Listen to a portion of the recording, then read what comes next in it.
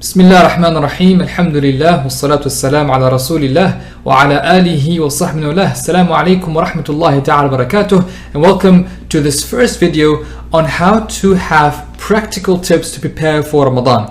Ramadan will be starting soon, and the best people who make the most of Ramadan are those who prepare for it. So how can you as productive Muslims prepare for Ramadan?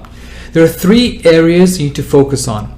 The first area is we call spiritual productivity. The second area is called physical productivity, and the third area is called social productivity. We'll go into more detail about these three spheres in module 1, but for our purposes in this sort of preamble introduction about the course, spiritual productivity is about doing activities that will boost your spirituality. Doing activities that will put barakah in your work, put barakah in your time, that will increase the benefit that you can make from your time because you're doing these activities. Physical productivity is simply about managing your sleep, managing your nutrition, and managing your exercise. And finally, social productivity is about going beyond yourself, being productive to those around you, your family, your neighbor, your community, and the Muslim Ummah at large. So in order to prepare yourself for Ramadan, you need to think about these three spheres. How can I prepare myself for these three spheres of productivity?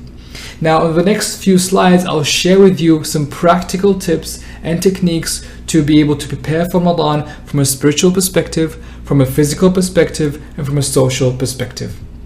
Let's look at spiritual productivity. One of the first things that I advise you to do is prepare what we call is your Ramadan dua list. This was an idea that was shared with me by Sheikh Muhammad al-Sharif, and I found it very, very beneficial. So simply with a pen and paper, try to write as many things that you want to make dua for as possible. And really just write down, just brainstorm. Do not feel shy. You're going to be asking the King of Kings, you're going to be asking Allah subhanahu wa ta'ala. So don't say, oh, this is too much, or I can't do this. Just ask and ask. Anything comes to your mind.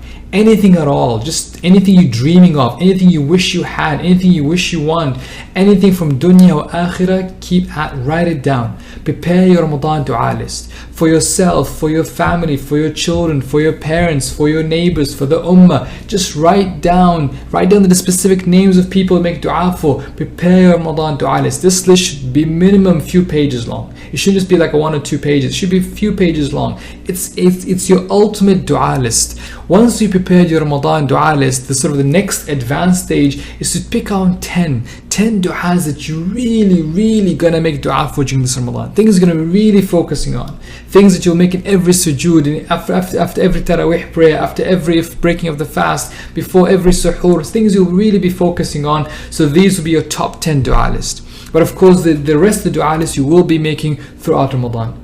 This is one of the most powerful techniques that you could apply to yourself, to your Ramadan, to really make the most of it, inshallah ta'ala.